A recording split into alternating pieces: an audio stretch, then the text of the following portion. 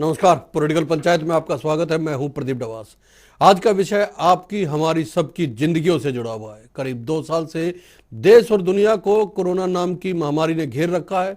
Delta लहर के बाद कोरोना के नए वेरिएंट ओमिक्रॉन ने डराना शुरू कर दिया है। सरकारों की ओर से तीसरी लहर की आशंकाओं के मद्देनजर तैयारियां की जा रही हैं। ओमिक्रॉन कोरोना के अभी तक के तमाम वेरिएंट्स में सबसे तेजी से फैलने वाला बताया जा रहा है। राज्य सरकार की ओर से इसे लेकर तमाम इंतजाम किए जा रहे हैं। प्रदेश में रात का कर्फ्यू लगा दिया गया है। इसके अलावा किसी भी सार्वजनिक स्थान पर या वाहनों में केवल उन लोगों को प्रवेश मिलेगा जिन्होंने कोरोना के दोनों टीके लगवा रखे हों। प्रदेश के स्वास्थ्य मंत्री अनिल विज ने आज बताया कि हरियाणा में करीब 96% या 96% लोगों को वैक्सीन की पहली डोज मिल चुकी है और जल्द ही प्रदेश के सभी लोगों को दोनों टीके लगाने का लक्ष्य हासिल कर लिया जाएगा।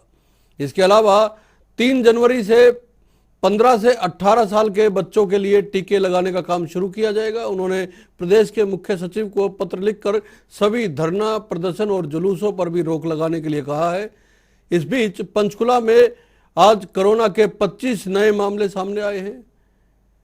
इन सब के बीच एक चौंका देने वाला आंकड़ा यह भी सामने आया है कि प्रदेश के स्कूलों में 21,816 टीचर ऐसे हैं जिन्होंने कोरोना का एक भी टीका नहीं लगवाया है। यह आंकड़ा मैं फिर से बता दूं, 21,800 से ज्यादा अध्यापक ऐसे हैं जिन्होंने कोरोना का एक भी टीका अभी तक नहीं लगवाया है।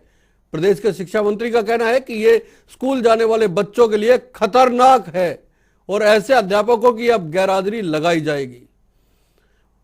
हालांकि सरकार की ओर से कोरोना को रोकने के लिए नववर्ष के जश्न पर तमाम स्थानों पर पाबंदी लगा दी गई है, लेकिन चर्चा के लिए कई सवाल हैं।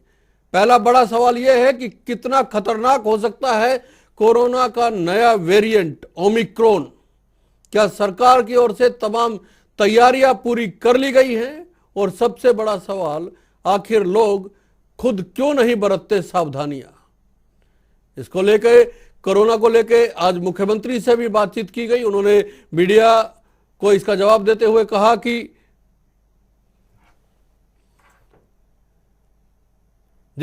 मुख्यमंत्री से भी इसको लेकर बातचीत की गई। उन्होंने कहा कि कोरोना को लेकर सरकार की ओर से तमाम तैयारियां की जा रही है, व्यवस्थाएं की जा रही है, कोशिश रहेगी किसी को कोई दिक्कत समस्या ना हो। और प्रदेश के स्वास्थ्य मंत्री अनिल विज ने भी कहा कि कोरोना से निपटने के लिए, ओमिक्रॉन से निपटने के लिए सरकार अपनी तैयारियां कर रही है। कोविड की सारी व्यवस्थाएं जैसे पहले बनाई थी उसमें और भी जिन चीज़ों की आवश्यकता है उनको हम भरपूर लागू कर रहे हैं। हर प्रकार की तैयारी हमारी है। ओमिक्रॉन का जो वेरिएंट आया है इसका भी जैसे विस्तार हो रहा है और जिस प्रकार से इसका आंकड़े आ रहे हैं उसको लेकर के पूरी तैयारी हमारी है। किसी प्रकार की कोई कठिनाई नहीं है। मैंने आज मुख्य सचिव को पत्र लिखा है कि कोरोना का जो बढ़ता प्रभाव है उसको देखते हुए जो सभी प्रकार की रैलियों पर, जलसों पर, जुलूसों पर, एकत्रीकरण पर रोक लगा देना चाहिए। कोई नाइट कर्फ्यू का कोई टाइम बढ़ाने का भी कोई प्रस्ताव है या फिर कोई दुकानें जो मार्केट हैं उनको कोई? नहीं, अभी कोई ऐसा प्रस्ताव नहीं। अभी जो गैदरिंग्स हैं उनके ऊपर रोक लगाना आवश्यक समझ रहे हैं। जी, मुख्यमंत्री साहब ने कहा कि व्यवस्थाएं की जा रही हैं और स्वास्थ्य मंत्री साहब का भी यही कहना है। सत्यव्रत शास्त्री साहब हमारे साथ भारतीय जनता पार्टी से जुड़े हुए हैं, आनंद बियानी साहब कांग्रेस से हमारे साथ जुड़े हुए हैं और डॉक्टर रमेश वर्मा प्रोफेसर हैं पीजीआई रोहतक में, वो हमारे साथ जुड़े हुए हैं और कोरोना को लेकर इनके काम से पूरा देश वाकिफ़ है। इनकी कोरोना की दवाई को लेकर, इनके काम को लेकर पूरा देश जानता है। आप सबका स्वागत है। इंडियन नेशनल लोकदल से रजत पंजेटा साहब भी हमारे साथ जुड़ेंगे। लेकिन सवाल सबसे पहले डॉक्टर रमेश वर्मा जी आपसे ये है कि लोगों को किस तरह का व्यवहार करना चाहिए कोरोना को लेके, एक बात। दूसरी बात, ये कितना खतरनाक है क्योंकि अब ये फैलने लगा है। शुरुआत जब हुई थी तो हरियाणा में एक भी केस नहीं था जिस समय हम और आप बैठे थे और इस पर चर्चा की थी, लेकिन अब केसेस भी आने लगे हैं और इसको लेके कितना गंभीर होने की आवश्यकता है लोगों को भी और सरकारों को भी। ओमिक्रॉन का जो वेरिएंट आया है इसके अंदर काफ़ी म्यूटेशन हुई है और ये देखा जा रहा है कि इसकी जो ट्रांसमिशन रेट है वो काफ़ी ज़्यादा है। जी ट्रांसमिशन रेट का मतलब ये है कि एक इन्फेक्टेड पर्सन जो है नॉर्मल पर्सन को कितने कितने लोगों को इन्फेक्ट करता है। जी तो काफी ट्रांसमिशन रेट इसका काफी ज्यादा है और हमें सतर्क रहने की जरूरत है। हमें अभी भी बहुत हमारे पास टाइम है कि हम कोविड अप्रोप्रिएट बिहेवियर फॉलो करेंगे तो हमें ऐसा लगता है कि इसको फैलने में काफी टाइम लगेगा। जी कोविड अप्रोप्रिएट बिहेवियर का मतलब ये है कि मास्क, हम आपको 1.5-2 सालों से लोगों को समझा भी रहे हैं कि मास्क बहुत जरूरी है, क्योंकि इसका भी वही ओमिक्रॉन का भी रूट वही है, नाक और मुंह। नाक से जाएगा या मुंह से जाएगा, तो उससे हम एक ही चीज से बच सकते हैं, वो है मास्क। आप मास्क जरूर पहनें, घर से जब भी बाहर निकलें अपने मास्क का जरूर प्रयोग करें। और सेकंड जो बहुत इंपॉर्टेंट है वो है इंजेक्शन या इम्यूनाइजेशन, वैक्सीनेशन या टीका। आपने खुद बताया है कि कितने हजार लोगों ने या टीचर्स ने वो इंजेक्शन जो है या वैक्सीन जो है कोरोना की वो नहीं लगवाई है। जी देखो ये जो टीचर हैं कितने बच्चों को फैलाएंगे और ये बच्चे घर जाएंगे तो अपने पेरेंट्स को फैलाएंगे। तो हम बार बार रिक्वेस्ट कर रहे हैं कि जितने भी टीचर हैं या जितने भी लोग बच गए हैं, जिन्होंने वैक्सीन नहीं लगवाई वो वैक्सीन जरूर लगवाएं, जिन्होंने पहली डोज लगवाई है वो सेकंड डोज जरूर लगवाएं, जी क्योंकि अभी आपके पास टाइम है। सेकंड डोज के 15 डेज के बाद ही आपके अंदर पर्याप्त एंटीबॉडी आती हैं, जिसको हम बोलते हैं protective antibody. After 2 week of second injection, तो सेकंड इंजेक्शन के 14 दिन के बाद ही आपकी बॉडी के अंदर प्रोटेक्टिव एंटीबॉडी आएंगी। तो यह रिक्वेस्ट करूंगा कि जितना जल्दी हो सके वैक्सीनेशन वाला जो काम है वो जरूर पूरा करें। डॉक्टर साहब, एक सवाल और है, उसके बाद मैं अन्य पार्टियों को शामिल करूंगा क्योंकि ये लोगों से जुड़ा हुआ सवाल है। एक महत्वपूर्ण बात यह है कि इस वेरिएंट को लेकर खासकर कि ये जिन्होंने टीके लगवा रखे हैं उनको भी संक्रमित होने का भय बना रहता है, एक बात। और दूसरी बात, क्या टीका लगवाने के बाद एक बूस्टर की भी आवश्यकता है? ये मैं बार बार इसलिए पूछना चाह रहा हूं कि लोगों को समझ में आना चाहिए कि किस तरह वो बिहेव करे। ठीक है, हाथ धोएंगे, दस्ताने पहनेंगे, मास्क लगाएंगे, सैनिटाइज करेंगे, दूरी बना के रखेंगे, लेकिन उसके अलावा टीका अगर ले लिया उसके बाद भी अगर ये लोगों को संक्रमित कर रहा है तो उससे बचने का क्या उपाय है? As a investigator, as a scientist, as a specialist, ये मैं 100% गारंटी से कह सकता हूं कि जिनको वैक्सीन लगी है, फिर मैं रिपीट कर रहा हूं कि जिनको 2 डोज लगी है, चाहे वो कोई भी वैक्सीन हो, इंडिया की अवेलेबल जो वैक्सीन है, जी 2 डोज जिसने ले ली है, या तो इनमें इन्फेक्शन नहीं होगा, ये मेरा मानना है। जी क्योंकि हम लोग वैक्सीन के ऊपर ट्रायल करते रहते हैं, कि ये मेरा मानना है कि जिनको 2 डोज लग चुकी हैं या तो इन्फेक्शन नहीं होगा, अगर होगा तो माइल्ड होगा, नहीं कभी भी हॉस्पिटलाइजेशन हमारे हिसाब से कभी नहीं होगी और डेथ का तो सवाल ही पैदा नहीं होता। सेकंड आपका रहा क्वेश्चन बूस्टर वाला, जी गवर्नमेंट ऑफ इंडिया ने बहुत अच्छा स्टेप लिया है, ये मेरा भी मानना है। जो लोग 60 साल से ऊपर हैं, जिनको कोमोर्बिडिटी है, कोमोर्बिडिटी का मतलब ये है कि जिनको शुगर है, ब्लड प्रेशर है, दमा है, कोई हार्ट की प्रॉब्लम है, उन्हीं लोगों को बूस्टर की जरूरत है। क्योंकि हम लोग ट्रायल में भी देख रहे हैं, क्योंकि कोवैक्सीन का ट्रायल हमारा पीजीआई में चल रहा है, हम लोग देख रहे हैं कि जिनको कोमोर्बिडिटी है उनके अंदर एंटीबॉडी की जो मात्रा है वो कम हो रही है। तो हम ये एडवाइस बिल्कुल करेंगे कि जिनको कोमोर्बिडिटी है, जो एल्डरली एज ग्रुप के हैं, वो अपनी बूस्टर की डोज लगवा सकते हैं। ये मेरा मानना बिल्कुल ठीक है, गवर्नमेंट ऑफ इंडिया का ये बहुत अच्छा स्टेप है। तो बाकी जो लोग बच गए हैं वो बिल्कुल ना घबराएं, उनको बूस्टर की जरूरत नहीं है। और मैं बच्चों के लिए भी कहूंगा कि पेरेंट्स जो है अपने बच्चों के लिए बिल्कुल ना घबराएं। बिलो 15 ईयर्स ये इन्फेक्शन अगर होता है, वैसे तो होता नहीं है बच्चों में, अगर होगा तो बिल्कुल माइल्ड होगा, घबराने की बिल्कुल भी जरूरत नहीं है, क्योंकि हमें इस बीमारी से घबराना नहीं, लड़ना है।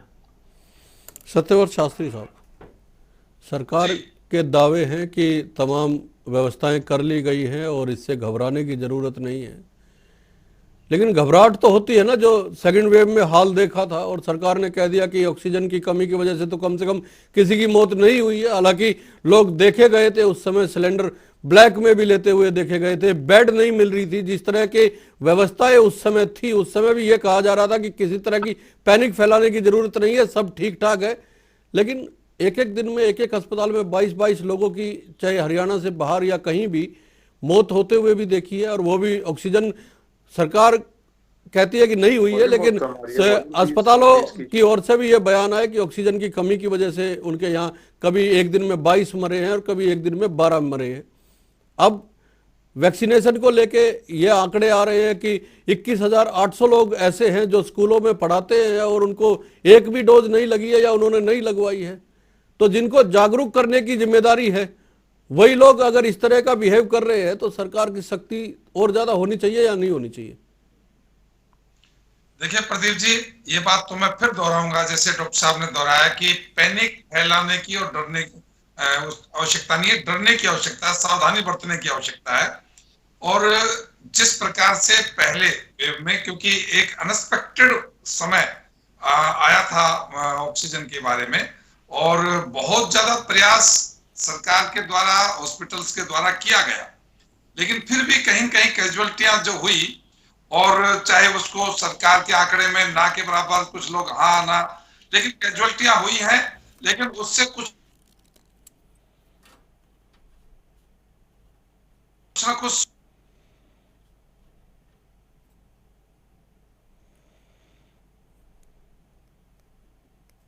इसी प्रकार से तो अध्यापक एक वर्ग बहुत बड़ी आइडेंटिटी कि उन्होंने एक भी डोज दिया है।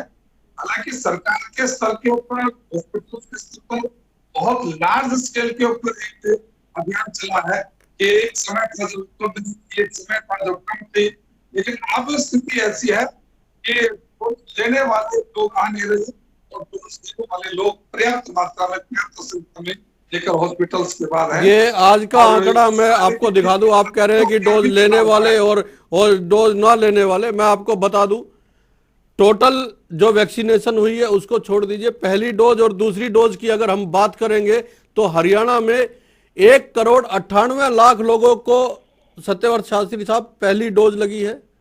और दूसरी डोज और पहली डोज में अंतर मैं बता देता हूं, 1,98,00,000 और 1,39,00,000।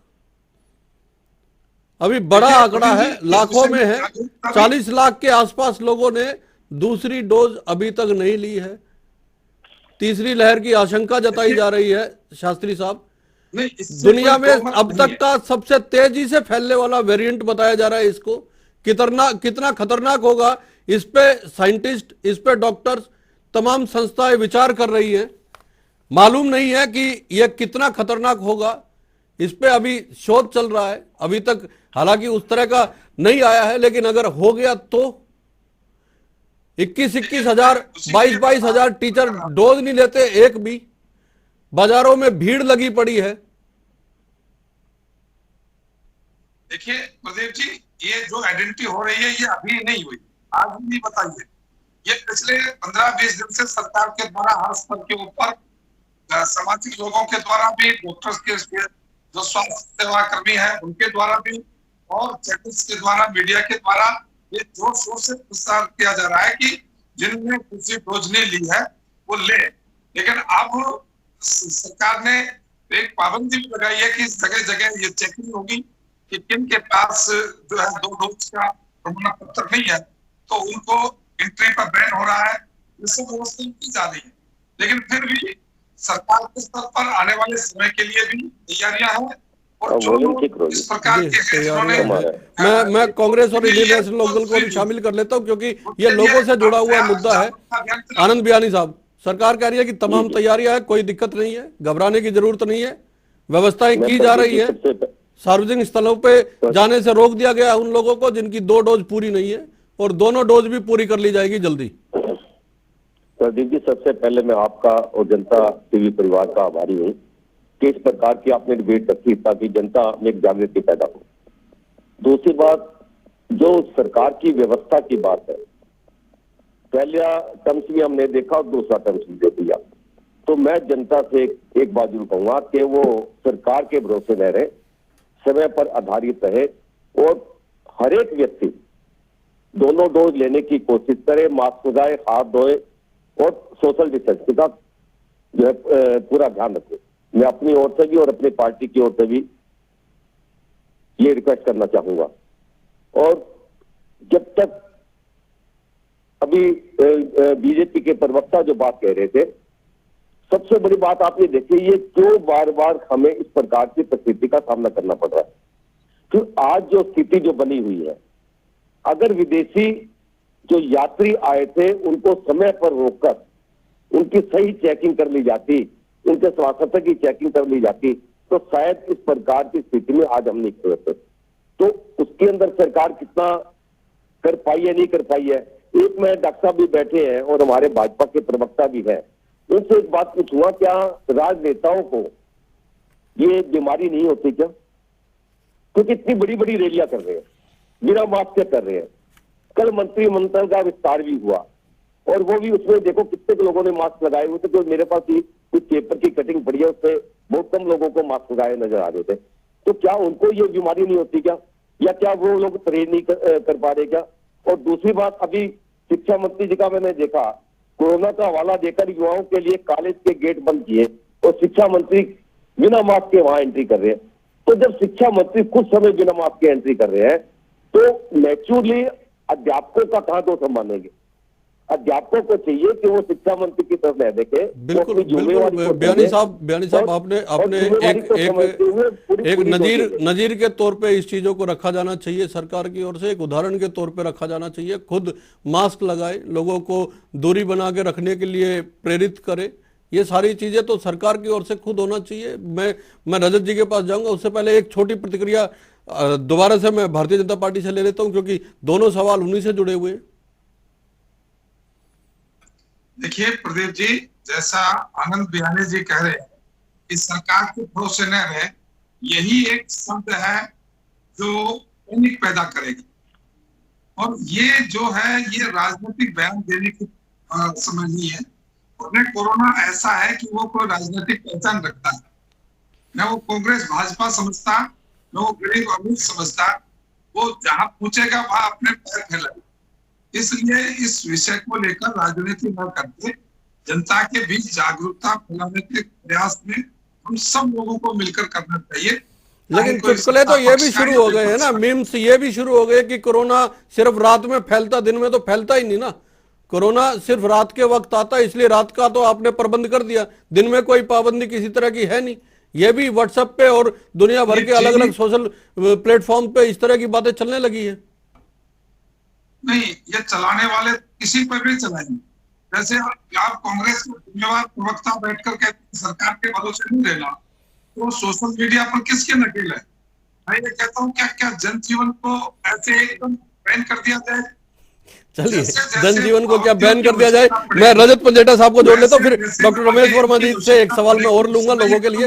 रजत जी, लेकिन केवल एक बात के लिए सारे जन सामान्य को कमरों के अंदर और हॉस्पिटल्स के अंदर बंद कर दिया जाए, जिनको मजबूर कर दिया जाए, ये नहीं हो सकता। नहीं हो सकता, ठीक है। मैं इंडियन नेशनल लोकदल को शामिल कर लेता हूँ। जी जी अपनी जगह। बोलिए रजत जी। जी दबाश जी, आप कुछ तकनीकी कारण की वजह से मैं सुन नहीं पाया हूँ, आप अपना प्रश्न दोहराएंगे प्लीज। सवाल यही है रजत जी कि सरकार का कहना है कि भरोसा रखिए, व्यवस्थाएं कर ली गई हैं, डरने की आवश्यकता ना है और पैनिक ना फैलाएं। देखिए दबाश जी, पिछली वेव में हमने देखा था कि किस तरह जनता को पूरा आत्मनिर्भर करके छोड़ दिया सरकार ने, और सरकार के हाथ खड़े हो गए थे। ऑक्सीजन की कमी की वजह से हमने रोहतक पीजीआई को देखा, उसके बाद इन्होंने बोर्ड लगा दिया था कि ऑक्सीजन उपलब्ध नहीं है, और किस तरीके का हाल किसी से छुपा तो है नहीं। जो अगर आज हमें उसकी अगर मैं वो पल जब याद करता हूँ तो रोंगटे खड़े हो जाते हैं, रूह कांप जाती है। किस तरीके से ऑक्सीजन के सिलेंडर लेके लोगों को उनके हाल पे छोड़ दिया था सरकार ने। और जितनी भी अभी हमें हेल्प आई है, मेरे पास हर एम्बेसी का डेटा है, जहाँ जाके पूरे विश्व भर से हमें oxygen concentrator, cylinders, oxygen plant लगाने का सामान सारा का सारा जो उपलब्ध कराया गया है। हमारे अपना तो हाल हमने देख ही लिया था क्या हुआ था, कैसी तरह शमशान घाट के बाद लाइनें लगी हुई थी, लाशों के ढेर लगे हुए थे, किस तरह गंगा में लाशें तैर रही थी। उसके हिसाब से देखिए, सरकार को क्या सरकार ये जानना चाहती है कि जब हमारे सर पे आएगी हम कब स्टेप्स उठाएंगे। और अभी आप देख लीजिए, अलग अलग स्टडीज आ रही हैं, कितना सरकार जो है किसके ऊपर क्या नजर बनाए हुए है। ओमिक्रॉन को लेके अभी यूएस के अंदर मेरे पास रिकॉर्ड हाई सबसे ज्यादा जनवरी 2021 के मिड से लेके 2,51,989 केसेस को पार कर चुका है इस वक्त ओमिक्रॉन।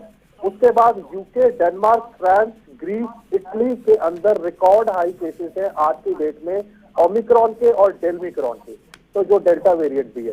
तो देखिए कहीं ना कहीं ये पिछली वेव में भी हमने देखा था, जो ज्यादा उम्र के लोग हैं या जिनका इम्यूनिटी कम है उनकी ज्यादा डेथ हुई थी, यंग डेथ भी हुई थी।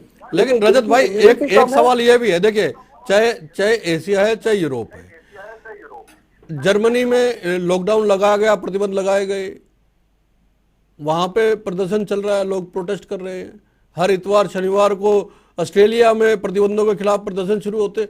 लोगों को पता है कि इस समय उनकी जो हालत है पिछले 1-1.5 साल से, जिस तरह आर्थिक हालात उनके बिगड़े हैं, उनको मालूम है कि अगर प्रतिबंध और बढ़ाए जाएंगे तो वो और खराब होंगे वो हालत। तो अगर सरकार ये कहती है कि प्रतिबंधों में थोड़ी ढील देकर और लोगों को जागरूक करके कोशिश की जाए कि इससे निपटा जाए, तो उसमें बुराई क्या है? हल ये डबास जी, लॉकडाउन तो हमारे पास हल नहीं है, क्योंकि हमें पता है कि देश की अर्थव्यवस्था, अभी जो आंकड़े आएंगे इनकम टैक्स के इस बार, वो सबसे वर्स्ट आंकड़े आएंगे। आपको पता लगेगा कि लोगों की, जनता की जो कमाई है वो कितनी घटी है। उसके बाद भी क्या किया सरकार ने, उनकी मदद करने के बजाय आज तक कभी कोई राहत पैकेज नहीं मिला, 20 लाख करोड़ नहीं मिले, उल्टा सरकार ने हर चीजों के दाम बढ़ाए हैं, तेल के दाम बढ़ाए हैं। चलिए एक महत्वपूर्ण सवाल मेरे डॉक्टर रमेश जी से है। डॉक्टर साहब देखिए, सरकारों की ओर से वादे किए जाते हैं, तमाम आश्वासन दिए जाते हैं, भरोसा दिलवाया जाता है, लेकिन एक एक्सपर्ट जब आप बोलते हैं या लोगों से बात करते हैं तो उनके कहने का मतलब अलग होता है, लोग उसको सीरियसली लेते हैं। आपको लगता है कि किसी भी तरह की वेव हो और किसी भी तरह की अगर नौबत आती है तो उससे निपटने के लिए जो व्यवस्थाएं हैं प्रदेश में इस वक्त, वो इतनी हैं कि हमें डरने की या भयभीत होने की आवश्यकता नहीं है, या पैनिक फैलाने का जो लोग आरोप लगाया जा रहा है कि कोशिश कर रहे हैं, वो एक किस्म से सावधान करने वाली बात को, तो कहीं ऐसा नहीं है कि पैनिक रहेंगे, डिसिप्लिन रहेंगे, प्रिपेयर्ड रहेंगे, तो मुझे ऐसा लगता है कि थर्ड वेव नहीं आनी चाहिए जी। अगर हम लोग फेस मास्क नहीं लगाएंगे, सोशल गैदरिंग करते रहेंगे, पार्टीज में जाते रहेंगे, तो नो डाउट ये वेव तो आनी है, क्योंकि इसका जो ट्रांसमिशन रेट है वो काफ़ी ज़्यादा है। हम लोग ये भी देख रहे हैं लोग सेकंड डोज नहीं लगवा रहे। अब हम बार बार रिक्वेस्ट कर रहे हैं कि लोग सेकंड डोज लगवाएं। अब सेकंड डोज की लोग लाइनें में लगे होकर लगवा रहे हैं, जो पीछे लोग नहीं लगवा रहे थे वो अब काफ़ी लोग आगे आ रहे हैं, लेकिन अभी भी टाइम है। फिर मैं रिक्वेस्ट करूँगा लोगों से एज ए डॉक्टर कि अभी भी हमारे पास बहुत टाइम है, हम कोविड अप्रोप्रिएट बिहेवियर फॉलो करें और अपना टीकाकरण जो है, जो भी आपका शेड्यूल रह गया है, जो भी आपकी सेकंड डोज रह गई है या आपने नहीं लगवाया है, वो जितना जल्दी हो सके लगवाएंगे। क्योंकि मेरा ये मानना है कि जिनको वैक्सीनेशन पूरा हो चुका है उनके अंदर माइल्ड सिम्टम या नो इन्फेक्शन इस तरह का रहने वाला है, लेकिन जिन्होंने टीका नहीं लगवाया या कोविड अप्रोप्रिएट फॉलो नहीं करेंगे तो नो डाउट उनके अंदर इन्फेक्शन रेट भी ज़्यादा होगा, हो सकता है हॉस्पिटलाइजेशन रेट भी ज़्यादा हो सकता है उनके अंदर मोर्टेलिटी भी ज़्यादा हो।